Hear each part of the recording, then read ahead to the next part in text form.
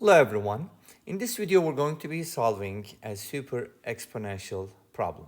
We have x to the power 5 is equal to 100 and we're going to be solving for x values. Now let's go ahead and think about it first. How many solutions can there be? Is there a solution and how do we find it? So I'll present two different solution methods for this problem. And by this I mean that x to the 5th power is the exponent where x is the base. Does that make sense? So whenever we write something like a to the power b to the power c, we don't have to use parentheses because this is meant to be a to the power b to the power c. Because if you are trying to write this, then you could easily write it as a to the power bc or just use parentheses because it's the same thing. Make sense? Okay. Now having said that, let's go ahead and take a look at how we can solve this problem in two different ways. Okay, first method. So we're going to go ahead and take this expression and raise it to the 5th power. Now you might be asking, like, why on earth would you do something like that? And I think the second method will explain that better. But first, the first method, okay? Now once you do this, you're basically multiplying the exponents. So by the superpower rule, this becomes x to the power 5x to the 5th equals 100 to the 5th power. There is a better way to write it because 100 is 10 squared. We can actually go ahead and write this as 10 squared to the 5th power. And now let's just repeat that. X to the power 5x to the 5th equals, now here we multiply the exponents, so that becomes 10 to the 10th power. Nice. So the right hand side is actually pretty good. Left hand side isn't so good, but we can make it better. Now, we can actually, because the exponents are being multiplied, we can actually write this as x to the 5th power to the power x to the 5th. Does that make sense? And then this becomes 10 to the 10th power.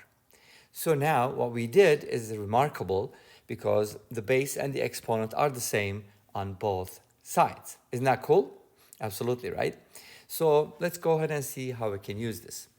Now we have a base, x to the 5th power, and the exponent, and they happen to be the same thing, and they're both equal to 10, which means if x to the 5th power equals 10, then we do have a solution, and that is the only solution. And in this case, that will be the 5th root of 10. Whatever that number is, you can use a calculator if you want, but that's okay, because the most exact form of the 5th root of 10 is the 5th root of 10, okay? There's no better way to write it. Now, let's go ahead and see how we can approach this problem a little differently. And we can even talk about a third method, possibly. So now we have, again, x to the power 5 equals 100. Now, for these kinds of problems, sometimes logs are helpful. So why don't we go ahead and log both sides? And since we have 100 on the right-hand side, it would only make sense if we use base 10.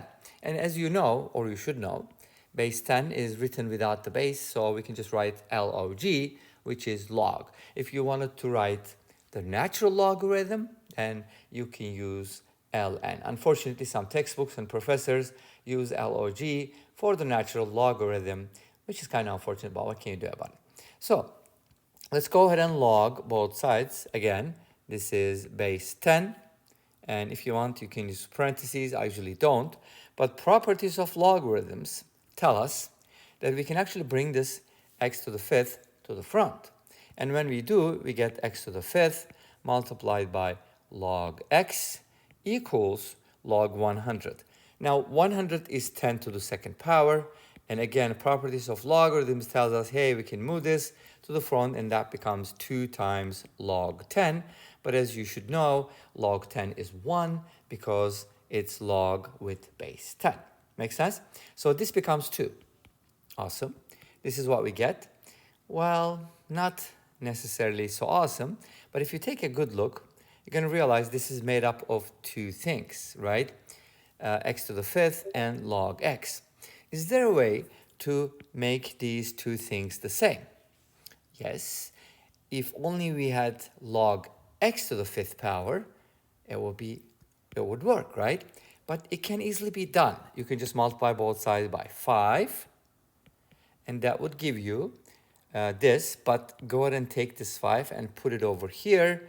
That'll give you x to the 5th power times log x to the 5th power equals 10. Now, if you go ahead and use substitution here, maybe set it equal to a, x to the 5th equals a, you get a log a equals 10. Okay, now, you probably realize a must be a power of 10, right? Because in order for the right-hand side to come out as like a nice integer, a is probably a power of 10. So at this point, you can do the following. You can just go ahead and set a equal to 10 to the power k. From here, you get 10 to the k multiplied by log 10 to the k. And obviously, log 10 to the k would be what? By moving the k to the front, it would just be k, right? So it's going to be k times 10 to the k times log 10, which is 1 again, is equal to 10. Now, what is the advantage of looking at an equation this way as opposed to the log equation? Well, this is exponential, and exponential equations in general are easy to solve. And have you realized that k equals 1 works? Why? Because 1 times 10 to the first power is equal to 10. Great. Now, if k is equal to 10, remember, a is equal to 10 to the power k. So from here, we get a equals 10, but we're not looking for a. If a is 10, then we can find x because a is equal to x to the 5th power. From here, we get x equals the 5th root of 10 as before, right? So this approach is slightly different because we're using logarithms and a little bit of substitution, which is actually very, very helpful. Let's go ahead and talk about the third method. I was originally planning to give you 2 methods, but then I thought about the second method, just came up on the spot, and I wanted to share with you real quick, okay? So let's go ahead and rewrite the original problem. X to the power x to the 5th equals 100. Now, for the second method, we're going to use substitution beforehand.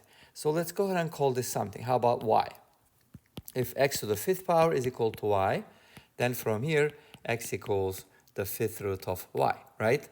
And of course, this implies x to the power y equals 100. Beautiful. Now, here's what we can do. We can go ahead and replace this x with this, right? That would give you the 5th root of y to the power y equals 10. Here's what you need to do. You have the 5th root of something. The exponent doesn't really matter here yet. But to get rid of the radical, you can raise both sides to the 5th power, and you can do so, like just multiply by 5 and put a little 5 here, and you'll be done. But this 5th root, or 5th power, will get rid of the radical, giving you y to the power y equals 10 to the power 5. Again, just like before, we can replace 10 with, wait, that's not true. Oh, that should be 100. Never mind, not 10. I don't know why I wrote a 10 there. It should be 100. So when you raise it to the 5th power, it's going to be 100 to the 5th power. And then this will be the same. We're going to have 100 to the 5th power. And of course, now we can replace 100 with 10 to the 2nd power like before. And that'll give us y to the y equals 10 to the 10. Again, this gives us y equals 10. But think about it this way, like, is y equals 10 the only solution? Well, here's the thing. If you had something like y to the y equals 1/10 to the 1/10, that would be a different story. Why? This has to do with Lambert's W function. Let me quickly talk about it real quick. We can actually go ahead and log both sides here, right? But this time I'm going to use a natural log, so I can use Lambert's W function. So ln y to the y equals ln 10 to the 10.